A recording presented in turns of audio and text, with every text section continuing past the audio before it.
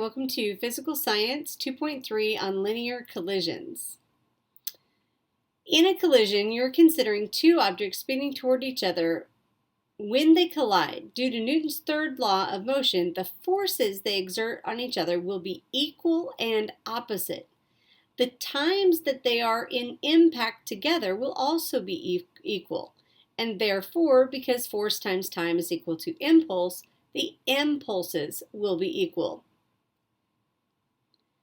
If the impulses are equal, that means the momentums are also equal. And that gets us into the law of conservation of momentum. The law of conservation says if no net external force acts on a system, the system's momentum cannot change. In the absence of anything else happening, the momentum before the collision has to equal the momentum after the collision. Here's a short video to help understand momentum and collisions.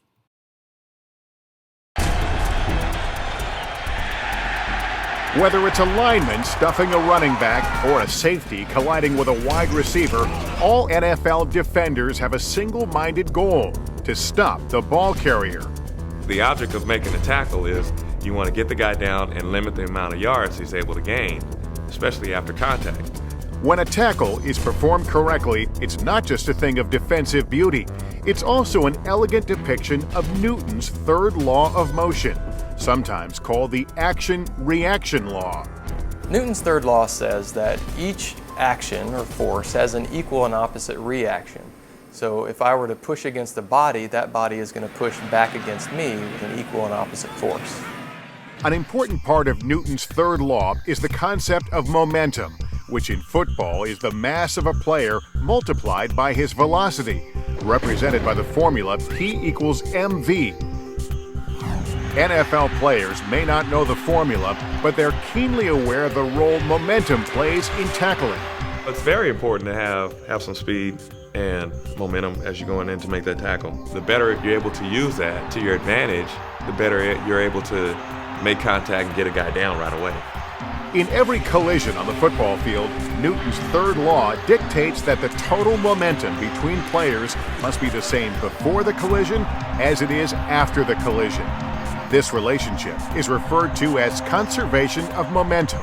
The law of conservation of momentum says that the P, the momentum before the collision, is equal to P, the momentum after the collision. This law, represented by the formula P before equals P after, can be illustrated with a simple toy called a Newton's cradle. In this case, we have displaced an initial sphere, and when we let it go, it has some momentum. It's mass times velocity. When it impacts the next sphere, that momentum is transferred through the middle three spheres and then passed on to the final sphere. And so because it has the same mass, it will move away with the same velocity that the first sphere impacted the middle three spheres. The interaction of balls on a Newton's cradle can help illustrate what's known as an elastic collision, defined as one in which there is no loss of kinetic energy in the form of heat, sound waves, or deformation of the object. On the football field, collisions are typically inelastic collisions because kinetic energy is released, mostly in the form of compression between the players' bodies and sound waves. Inelastic collisions are the rule of the day. We see them all the time in football. That is, the energy of motion of two runners. After they collide, that energy is dissipated in deforming their bodies. That's like a spring. So some of your energy of motion went into that compression. You might have heard a loud snap from our pads. Some of the energy of our collision was transferred to the energy in the air that you hear. While big hits look and sound spectacular, what's most important in tackling is stopping the ball carrier's forward progress. If your pads are underneath his and you're hitting on an upward slope, you direct the energy up and you take him back. At the point of contact, hopefully that's where the ball stops play in. Whether a tackle is successful or not, we can be certain that the same force is exerted on both players, and the total momentum before and after the collision is the same. For that, we have Newton's third law to thank. There are three primary types of collisions. Type 1. A situation where the objects do not stick, meaning they bounce. This is known as an elastic or 2-to-2 collision. And there could be several different things that could occur when two objects collide and don't stick together. Notice that the first object could stop, it could bounce backwards, or it could keep going at a slower speed. But the total momentum before the collision is equal to the total momentum after. Here's an example in the math that you're going to be doing. If we know that momentum is mass times velocity, we have a mass and velocity of the car and truck before, and a mass of the car and a mass and velocity of the truck after. And we can use algebra to solve that problem. To get the velocity of the car afterwards would be backwards at 10 meters per second.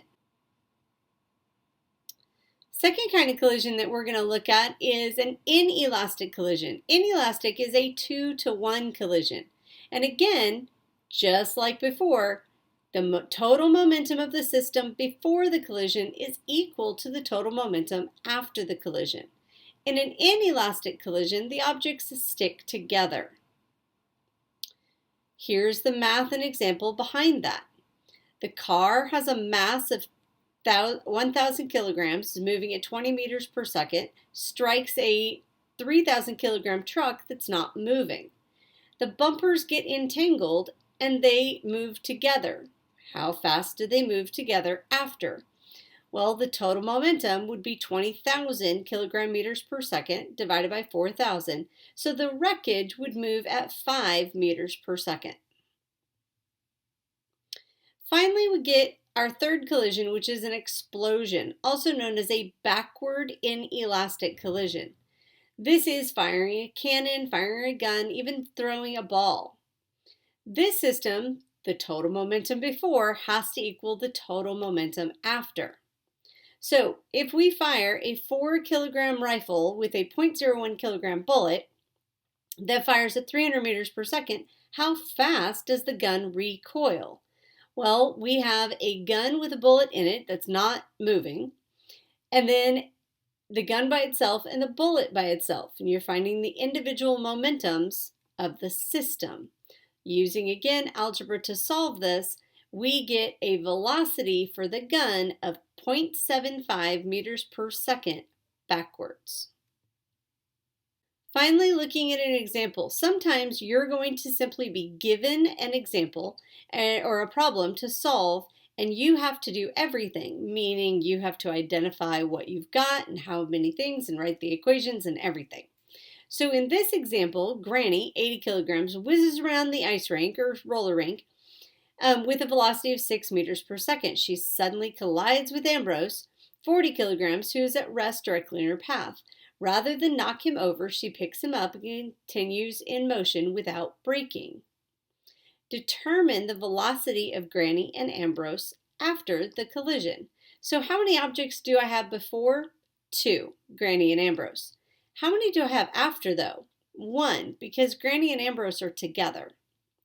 This is an inelastic collision, and the math you would set up would be the momentum before has to equal the momentum after.